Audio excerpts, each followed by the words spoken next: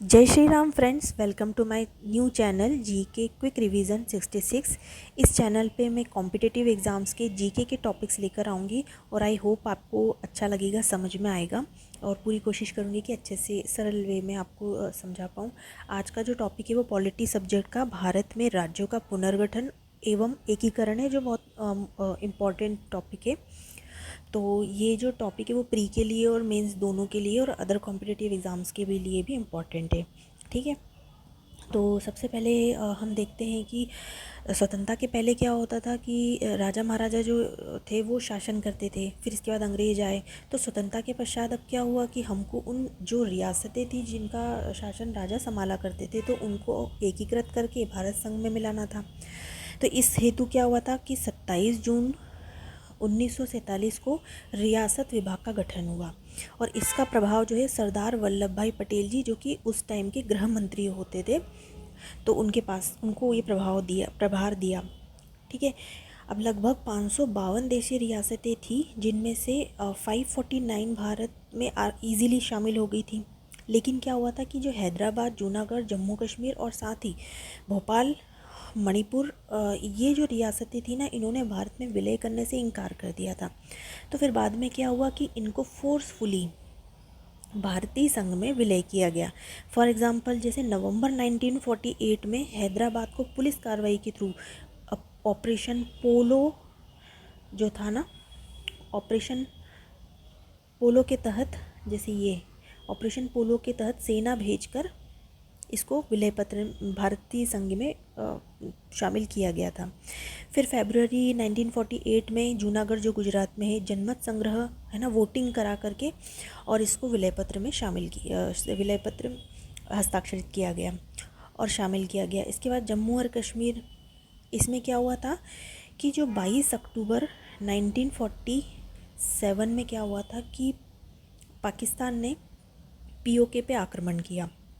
तो फिर राजा हरि सिंह ने क्या किया, भारतीय सेना से सहायता मांगी।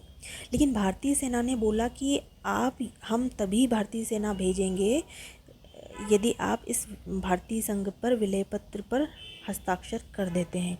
तो इस शर्त पे फिर राजा हरि सिंह ने क्या किया था कि विलय पत्र पे फाइनली हस्ताक्षर कर दिए थे और फिर 26 अक्टूबर 1947 को विलय पत्र पर हस्ताक्षर किए और जम्मू कश्मीर भी अब भारतीय संघ का हिस्सा हुआ। फिर क्या हुआ, 1950 में भारतीय संघ के राज्यों को अब इन्होंने क्या करा, बाद में जब सभी एकीकरण कर दिया, सारे राज्यों का एकीकरण हो चुका है, अब इन्होंने पूरे भारतीय संघ को 4 वर्गों में विभाजित कर दिया है ना, और उन 4 वर्गों में अलग अलग राज्यों को रखा। जैसे अगर हम देखें, भाग क में असम, बिहार, बम्बई, एमपी, मद्रास, उड़ीसा, पंजाब, संयुक्त प्रांत मतलब यूपी, पश्चिम बंगाल है ना, इनको रखा। भाग ख में हैदराबाद, जम्मू कश्मीर, मध्य भारत, मैसूर, पटियाला, पूर्वी पंजाब, राजस्थान, सौराष्ट्र, कोचीन, विंध्य प्रदेश, इनको रखा।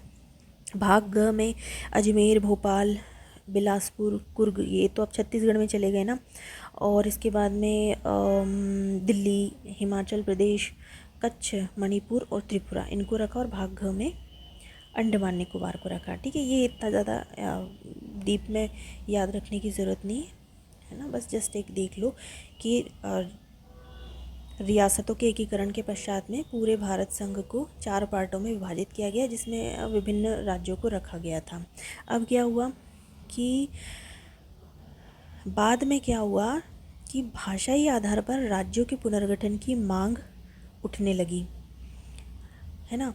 तो इसके लिए क्या करा था कि संविधान सभा के जो अध्यक्ष थे राजेंद्र प्रसाद जी, इन्होंने धर आयोग का गठन किया, ये समीक्षा करने के लिए कि क्या भाषा के आधार पर राज्यों का गठन होना सही होगा या नहीं होगा।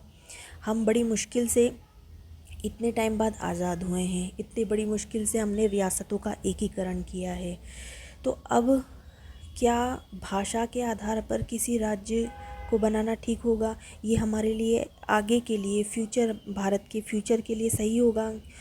तो इसलिए धर आयोग बनाया गया। तो इलाहाबाद के जो ये हाई कोर्ट के न्यायाधीश थे, एच के धर, इनकी अध्यक्षता में क्या हुआ, इन्होंने रिपोर्ट दी 10 दिसंबर 1948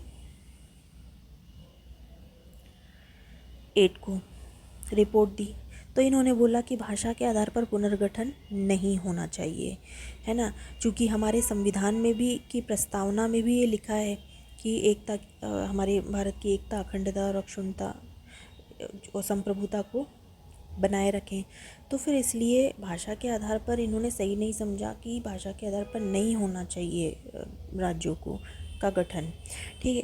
फिर इसके बाद में इसकी ही समीक्षा के लिए जेवीपी आयोग आया। जयपुर अधिवेशन के दौरान धर की समीक्षा के लिए ही ये जेवीपी आयोग बनाया गया था। इन्होंने अपनी रिपोर्ट दी अप्रैल 1949 में। तो इन्होंने भी अस्वीकार कर दिया कि भाषा के आधार पर पुनर्गठन नहीं होना चाहिए। अब क्या हुआ, जब ये सारी चीज़ें हो रही थी तो इस रिपोर्ट के विरोध में क्या हुआ,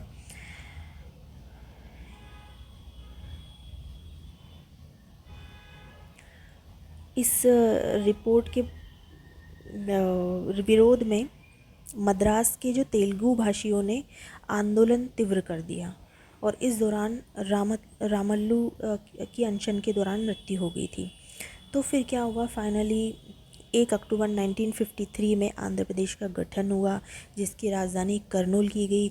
अब यह भाषा के आधार पर पुनर्गठन हुआ था। तो ये क्वेश्चन भी आता है प्री में, पहला राज्य कौन था भाषा के आधार पर, वो था आंध्र प्रदेश। अब अन्य राज्य भी भाषा के आधार पर पुनर्गठन की मांग करने लगे, है ना। जैसे कि गुजराती बोलने वाले ने मांग उठाई कि हमारा जो बाहुल्य क्षेत्र है उनको अलग राज्य का दर्जा दिया जाए। फिर मराठी बोलने वालों को अलग राज्य का दर्जा दिया जाए। तो ऐसे फिर मांग उठने लगी। तो फिर क्या हुआ कि गठन हुआ राज्य पुनर्गठन आयोग का। ये मोस्ट इम्पॉर्टेंट आयोग है,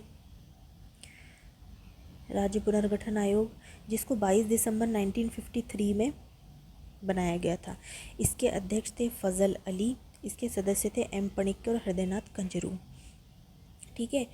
अब इन्होंने रिपोर्ट दी अपनी 30 दिसंबर 1955 में इन्होंने अपनी रिपोर्ट दी, जिसमें उन्होंने बोला, यही समीक्षा की थी धर आयोग की और जेवीपी आयोग की, कि क्या भाषा के आधार पर राज्यों का पुनर्गठन सही होगा या नहीं होगा।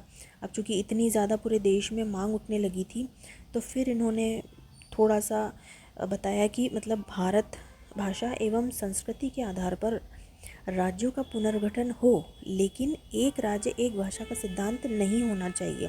ऐसा नहीं होना चाहिए कि पर्टिकुलर कोई भाषा बोलने वाले जो लोग हैं उनके वही रहेंगे उस राज्य में, दूसरे अदर जो भाषा के बोलने वाले लोग हैं वो नहीं जा सकते, ऐसा नहीं होगा, ठीक है। सभी भाषा के लोग सभी जगह रह सकते हैं, ठीक है। तो ये चीज़ उन्होंने इसमें बोला। दूसरा उन्होंने बोला कि अगर राज्य बना भी रहे हो तो राज्य के पुनर्गठन के पहले वह क्षेत्र राष्ट्रीय सुरक्षा, वित्तीय एवं प्रशासनिक तर्ज पर सक्षम होना चाहिए और राज्यों के लोगों के लिए कल्याणकारी योजनाओं के क्रियान्वयन की क्षमता भी होनी चाहिए, है ना। तो ये उन्होंने 2 सिफारिशें दी थी। सरकार ने क्या हुआ कि आयोग की सिफारिशों को स्वीकार कर लिया और फिर राज्य पुनर्गठन अधिनियम 1956, ये एक्ट जो है वो संविधान के 7वें संविधान संशोधन 1956 के तहत आया, है ना। ये मोस्ट इम्पॉर्टेंट है। ये 7वां संविधान संशोधन था हमारा 1956 के तहत ये एक्ट जारी किया गया, जिसमें सारे नियम कायदे कानून बताए गए कि कैसे इनका पुनर्गठन किया जाएगा, क्या नियम होंगे, ठीक है। अब क्या हुआ कि पहले जो हमने बताया था कि जो राज्यों को, पूरे भारतीय संघ के जो राज्य थे उनको ABCD वर्गों में बांटा था, है ना। अब उनको डिज़ोल्व कर दिया, सबको डिज़ोल्व करके अब इन्होंने क्या करा कि पूरे भारतवर्ष में को 14 राज्यों में और 6 UT मतलब केंद्र शासित प्रदेश, यूनियन टेरिटरी में विभक्त कर दिया। तो अब क्या हुआ, ये जो 14 राज्य थे वो कौन कौन से थे, आंध्र प्रदेश, असम, बम्बई, बिहार, जम्मू कश्मीर, केरल, मध्य प्रदेश, मद्रास, मैसूर, उड़ीसा, UP, पंजाब, राजस्थान और पश्चिम बंगाल। और 6 UT कौन कौन से थे, हिमाचल प्रदेश। हिमाचल प्रदेश पहले यूनियन टेरिटरी हुआ करता था, दिल्ली हुआ करता था जो आज भी है, और मणिपुर और त्रिपुरा ये भी पहले यूटी थे, ये याद रख लेना। फिर अंडमान निकोबार और लक्षद्वीप ये तो आज भी है यूटी। तो इस ऐसे मिलाकर 6 यूटी हुआ करते थे, 14 राज्य थे और 6 यूटी थे, ठीक है। ये याद रख लेना कि हिमाचल प्रदेश यूटी था और मणिपुर और त्रिपुरा यूटी था जो आज राज्य है। अब आगे बढ़ते हैं। ये सारी चीज़ हुई। अब 1956 आया। 1956 में कई राज्य बनाए गए और कई सारे यूटी बनाए गए, जो भारत में आंतरिक पुनर्गठन हुआ 1956 में, है ना। तो अब इसमें क्या हुआ कि 1960 में पहले क्या होता था, उसको बम्बई बोलते थे, तो बम्बई को इन्होंने 2 भागों में बांट दिया।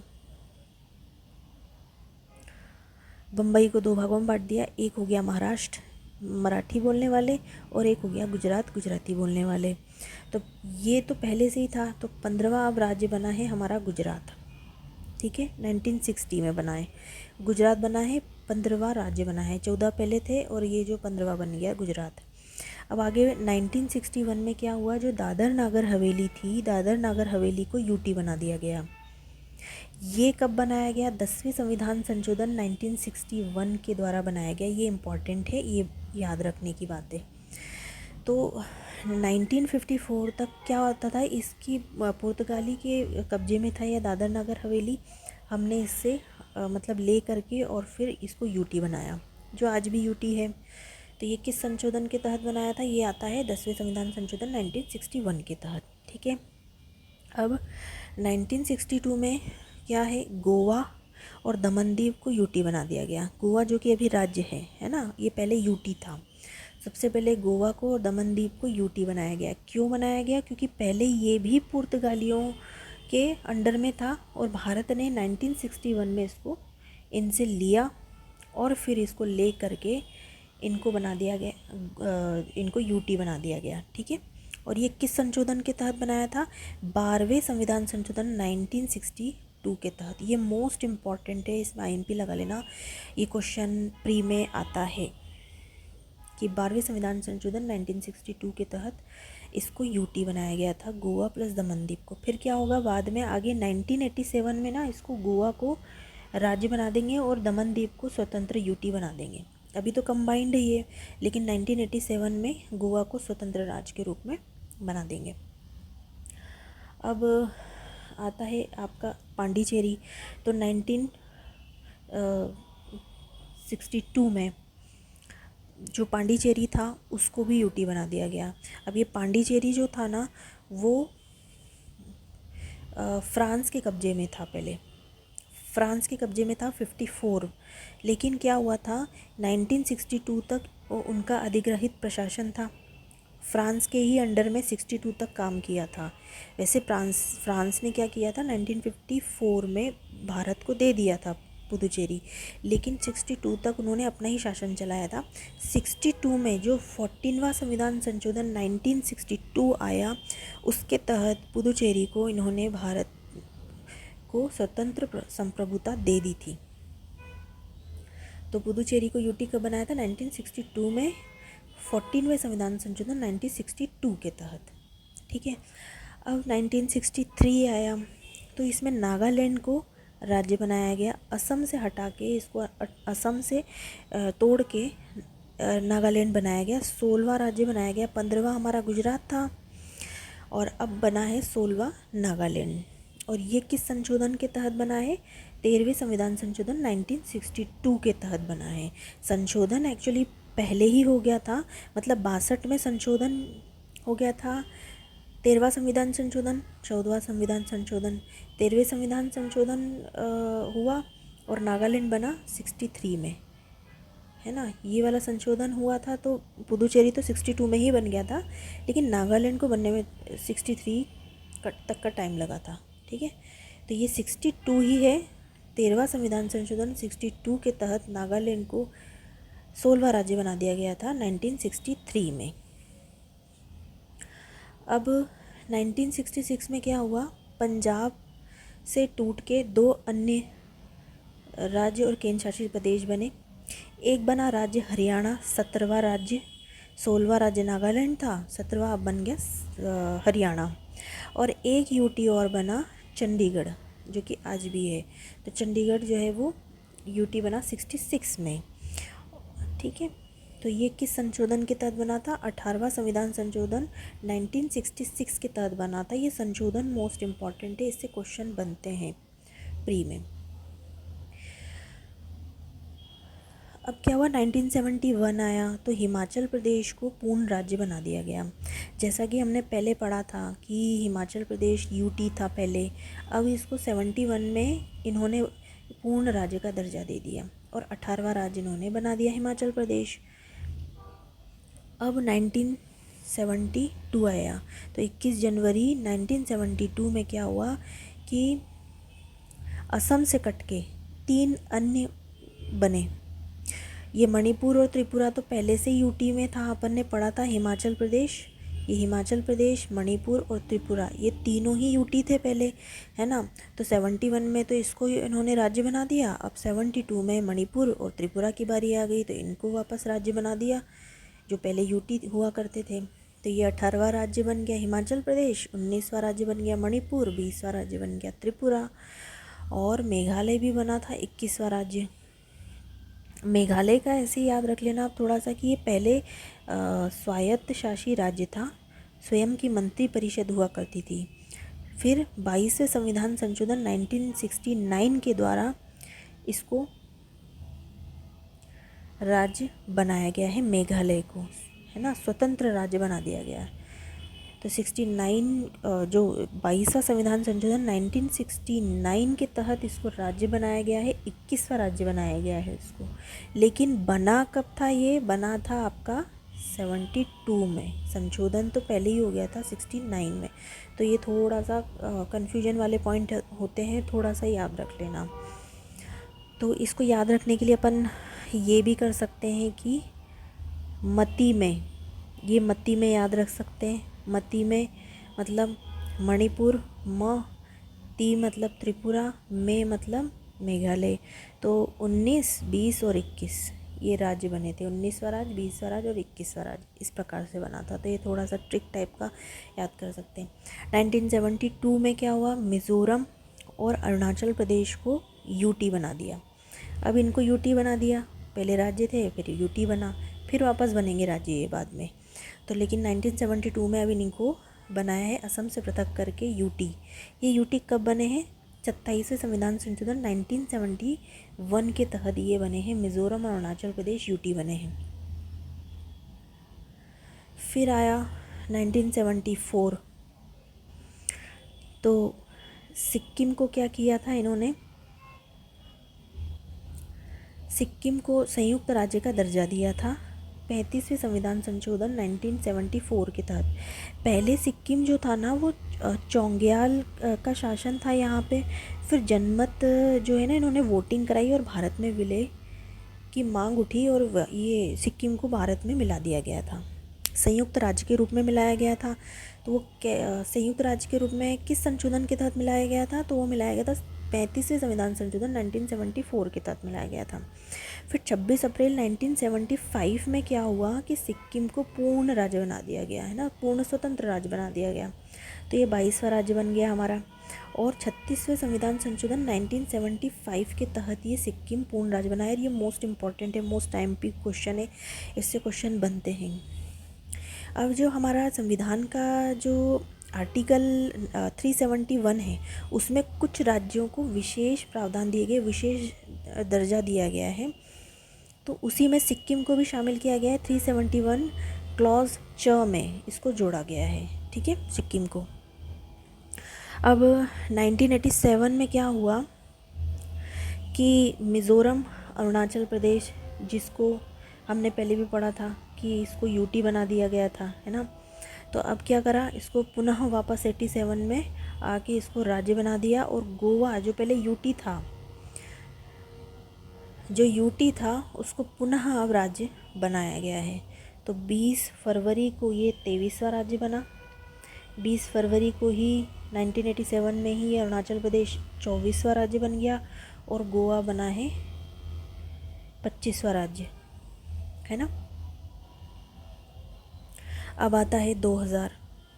तो 2000 में क्या हुआ कि छत्तीसगढ़ एमपी से हुआ अलग, 3 इधर राज्य बने हैं, 3 राज्य बने हैं इसमें 2000 में, एमपी से छत्तीसगढ़, यूपी से उत्तराखंड और बिहार से झारखंड, ये तीनों बने थे। तो 26वां राज्य छत्तीसगढ़ बना, 27वां राज्य उत्तराखंड बना और 28वां राज्य बना है झारखंड। इसकी डेट्स भी याद रख लेना क्योंकि इम्पॉर्टेंट है, क्वेश्चन आता है ऐसा। तो 1 नवंबर 2000 में छत्तीसगढ़ बना, 9 नवंबर 2000 में उत्तराखंड बना और 15 नवंबर 2000 में झारखंड बना, है ना। ऐसे ये आते हैं इसके डेट्स। अब 2 जून ये डेट भी आती है, 2 जून 2014 में क्या हुआ कि 29वां राज्य बना हमारा, आंध्र प्रदेश से अलग होकर तेलंगाना राज्य बना, जिसकी राजधानी हैदराबाद थी और आंध्र प्रदेश की अमरावती है ना। ये दोनों अलग अलग राज्य बने, आंध्र प्रदेश से अलग काट के फिर तेलंगाना बना दिया। अब 31 अक्टूबर 2019 में क्या हुआ, जम्मू कश्मीर जो राज्य हुआ करता था पहले, इसको तोड़ के 2 यूटी बना दिए, 2 केंद्र शासित प्रदेश बना दिए। एक तो जम्मू कश्मीर स्वयं और एक लद्दाख, जो लद्दाख था उसको यूटी बना दिया, ठीक है। तो अब क्या हुआ कि हमारे पास में अभी तक जैसे हमने पहले पढ़ा था 29 राज्य थे, है ना, इसमें जम्मू कश्मीर भी शामिल था। लेकिन अब 2019 के अमेंडमेंट में क्या हुआ कि जम्मू कश्मीर को तोड़ दिया और जम्मू कश्मीर को यूटी बना दिया और लद्दाख को यूटी बना दिया। तो जम्मू कश्मीर जो राज्य हुआ करता तो अब 29 से घट के अब क्या हो गए, 28 राज्य हो गए हमारे पास, और यूटी कितनी हो गई, 9 हो गई, है ना। लद्दाख को मिलाकर यूटी 9 हो गए हमारे पास में। 31 अक्टूबर को हुआ था ये सारा काम। तो सरदार वल्लभ भाई पटेल जी की जयंती होती है उसी दिन। एक चीज़ ये भी है कि जो जम्मू कश्मीर है ना, उसमें मतलब 2019 की स्थिति में क्या हुआ था कि ये जो जम्मू कश्मीर यूटी बनाया था ना, इसमें विधानसभा थी और लद्दाख में विधानसभा नहीं थी, ये दोनों ये डिफरेंस था। तो ये 2 यूटी बने थे। और अब आता है 26 जनवरी 2020।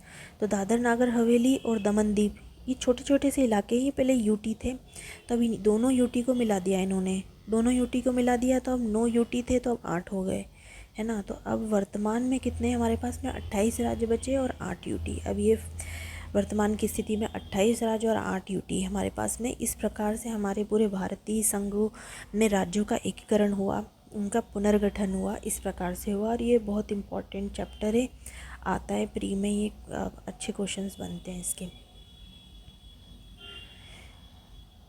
ये तो थोड़ा सा नाम परिवर्तन का आर्टिकल 3 में देख लीजिए कि संयुक्त प्रांत को पहले जो है पहले बोलते थे, अभी यूपी बोलते हैं इसको, मद्रास को तमिलनाडु बोलते हैं अभी वर्तमान में, मैसूर को कर्नाटक बोलते हैं, लक्षद्वीप मिनिकॉय और अमीन दीवी को इसको बोलते हैं लक्षद्वीप, दिल्ली को एनसीआर दिल्ली बोलते, पहले दिल्ली बोलते थे।